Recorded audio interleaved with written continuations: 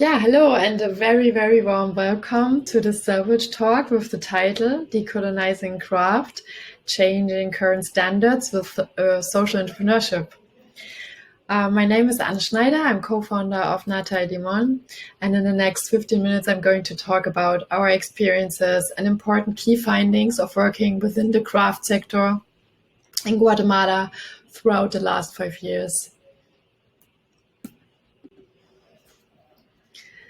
Nata Y Limón was founded in 2016 by me and my business partner, Marlene Walter.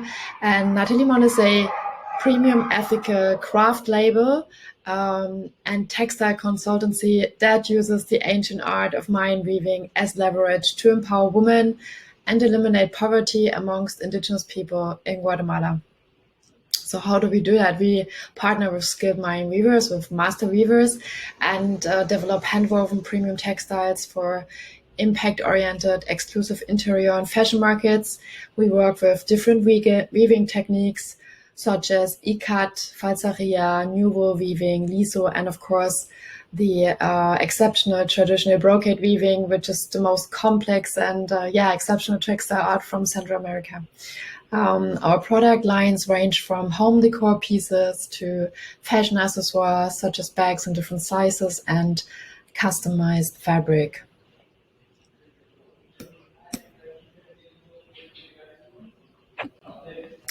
In this slide, I've put together our vision and mission into a sort of pyramid.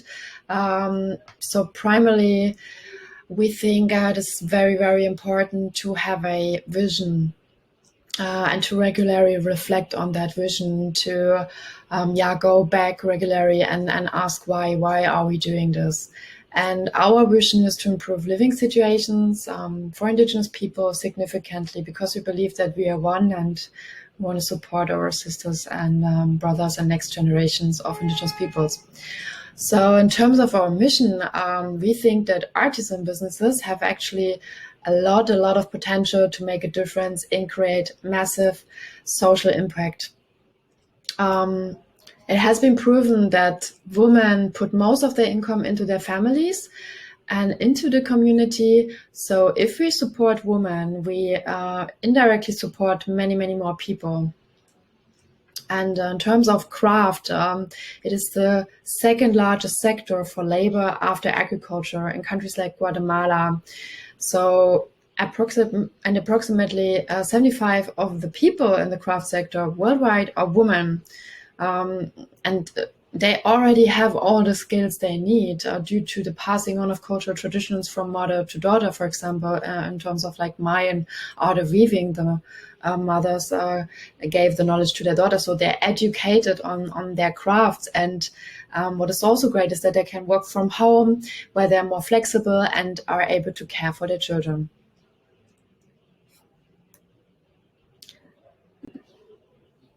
And to harness really this potential of women empowerment through craft, we need to work on the fundamentals, we think. And this is cultural appreciation and revaluation. And to us, this means raising standards, creating better structures within the craft sector, and promoting a more appreciative mindset amongst all participants within the craft sector, and to revalue really indigenous culture and labor.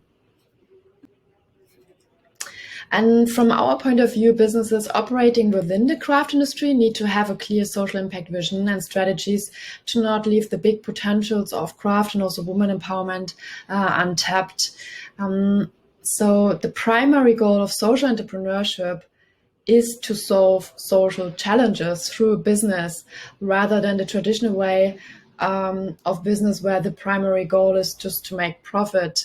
And so as a social business, Nata Y Limón creates impact like a traditional charity, and but also operates as traditional business. And however, what differentiates us massively is, of course, the impact, the social impact vision, but we are also going to reinvest 100% of the profits back into the social mission.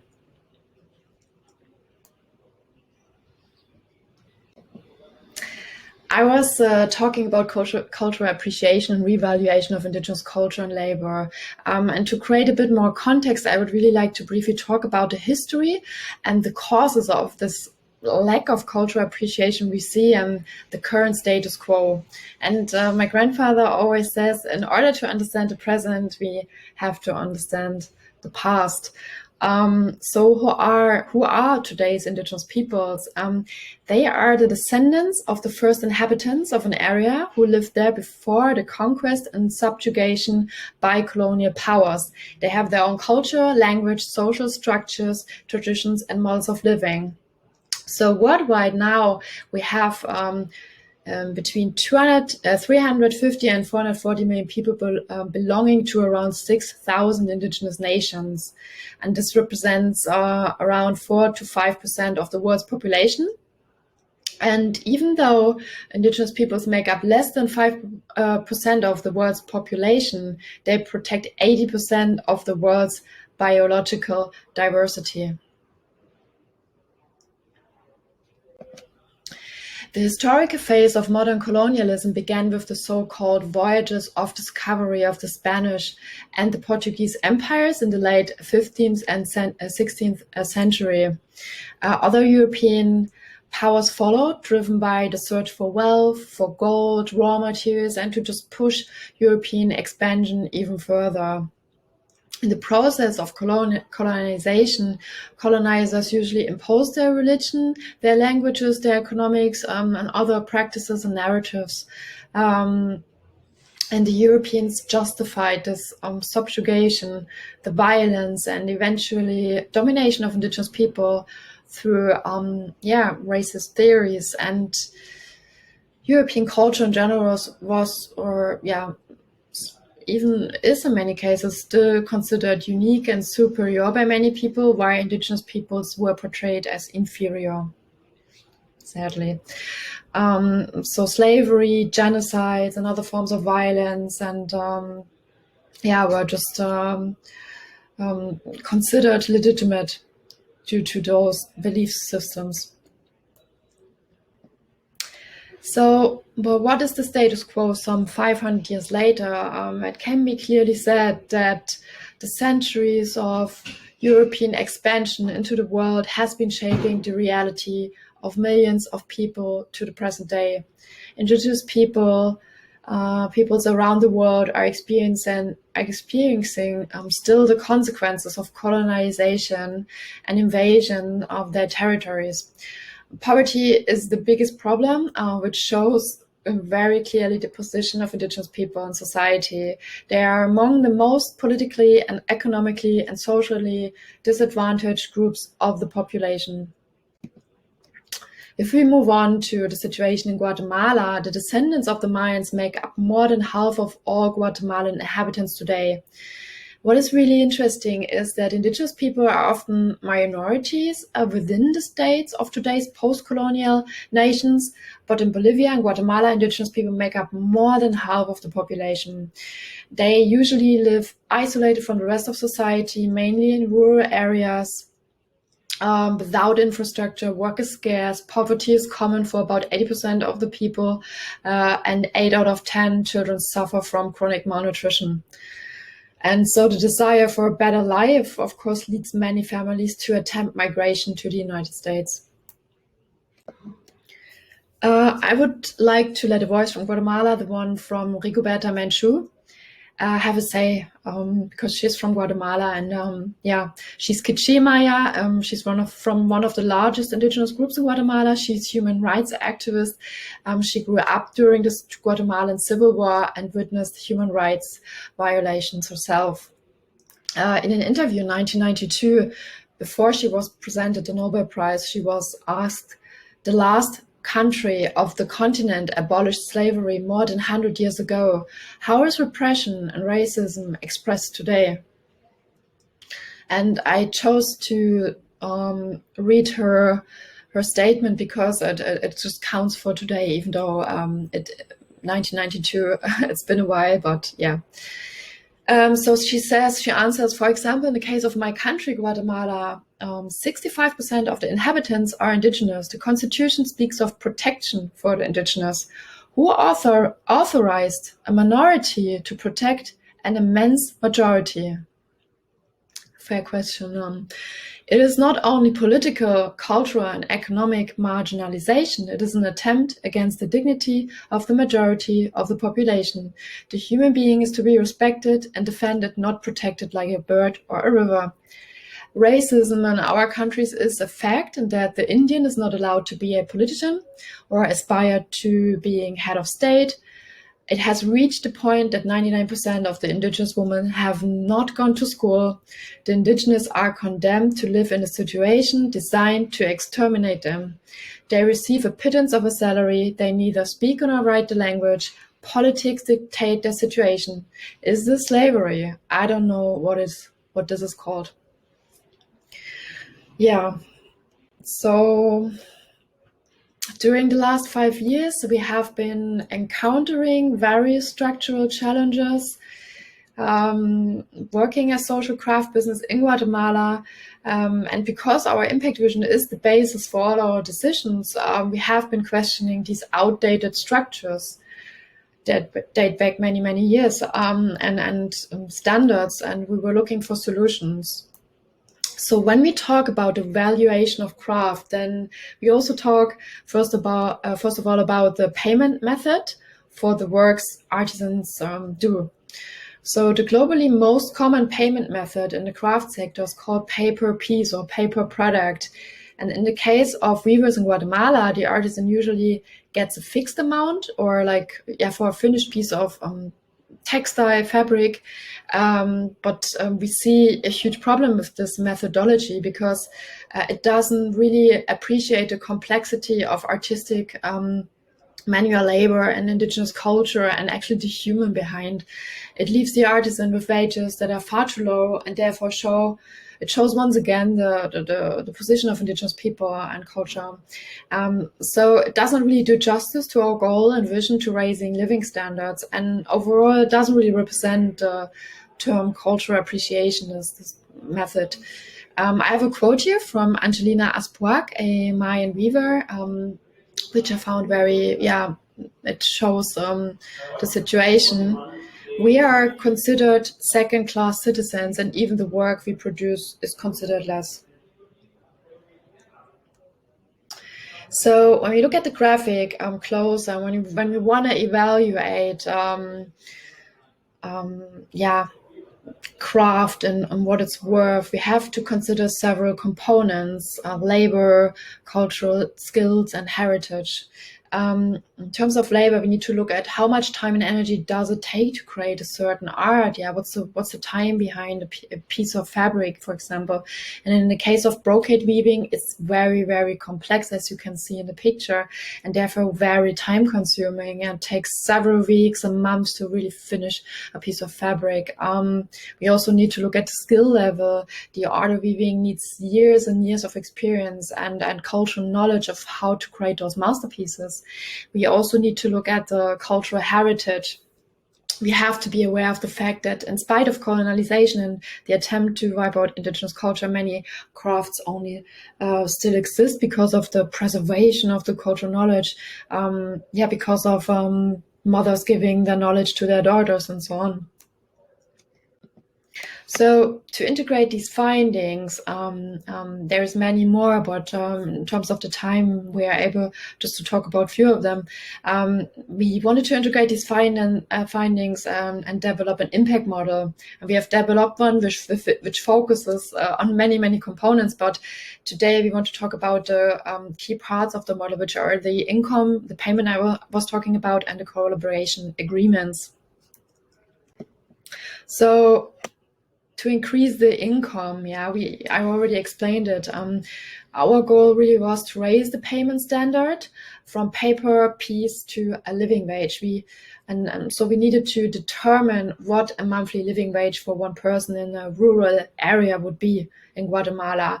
So we have been researching different sources and eventually came across a great study from the Global Living Wage Coalition, which was really, really helpful. So we found out that a monthly salary would be around 3,000 quetzales. And from that, we then could calculate the hourly wage, which we needed to determine what a final piece of fabric or product would be actually worth in terms of labor.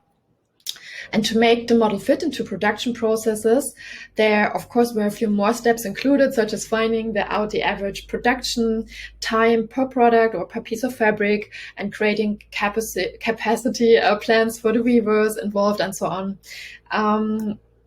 So yeah, but the results of this new payment model and raising really the standards was that we were able to triple the monthly income, especially for backstrap weavers in Guatemala, from as little as 400 to 600 quetzales a month to 1,500 quetzales just working part-time and still be able to care for their kids and working from home. This is the first really, really, really, really good step. But our goal in the future will be an artisan wage that includes the value of the cultural knowledge and the heritage as well. So that would be the goal, but yeah, we're happy with the first step. Moving on to the collaboration agreements, decent working conditions and labor practices like we know them do not really exist for indigenous peoples in Guatemala. So regular working income is really hard to find. Textile weaving orders from local market vendors or foreign businesses are usually placed very sporadically. That makes it, of course, really hard for weavers to plan with their income. And to raise really the standard for artisans, the goal should be consistent work and providing regular income. And yeah, it's this kind of stability that is very uncommon for indigenous women weavers, for example, but yet it can change lives massively. So what we did was we implemented in 2020 collaboration agreements. For the very first time, we worked with Monica Moisin. She's an international attorney for cultural rights and fashion, founder of the Cultural Intellectual Property Rights Initiative. And she helped us with this intense process, creating innovative documents consisting of specifications about design ownerships, workload, individual weaving portfolios, quality control processes, financial compensation, payment methods, and so on, holidays, part-time or full-time commitments, and many more. So it was a very complex document. In the process, then after the agreement was set up, it was read out to all of the weavers, translated in their language, and feedback was collected, and after a few days of consideration, then signed. So yeah, for us, it's always really important that we build a relationship on eye level, and the vision of Nata Y Limón is really to create a long-term sustainable collaboration with the women weavers. And of course, we wanted to measure what impact was achieved from our first 6 months of collaboration agreements. And the areas of impact we focused on were personal, relational, and environmental. And our production manager in Guatemala gave us some wonderful feedback. I will share with you some of her quotes in terms of personal change. She says some of them have husbands and now they are earning more money than their husbands. The fact made their self-esteem improve because before they thought that they would never be able to earn more money than a man. One of the weavers said also, I'm going to save all this money that I'm making these months. I'm going to send my children to school because I'll have the money to do it. In terms of relational change, the biggest change, she says, that I have noticed is that they are investing their money. For example, one of the weavers invested a salary in planting apple and peach trees, and now she's employing other people to sell the fruits on the market. So at the end, that is a benefit for the whole community because, they're helping each other out. And then in terms of environmental change, 2 of the weavers joined a group of COCODE, which is a community forum that looks after the well-being of the village, and now they feel that they have a voice, that it's worth something what they say, and that they have left the stereotype that only men can have a voice and vote in the community. So it made them really more self-confident. Yeah, so it's incredible to see the positive impacts that that happen when we raise the standards for artisans, for weavers in Guatemala, and I hope we can continue to do so, and we will continue to do so. And what I hope is for you that I could give you some insights that are really of value for you. And I would like to end this talk now, and thank you very much for listening, and I wish you all the best. Thank you.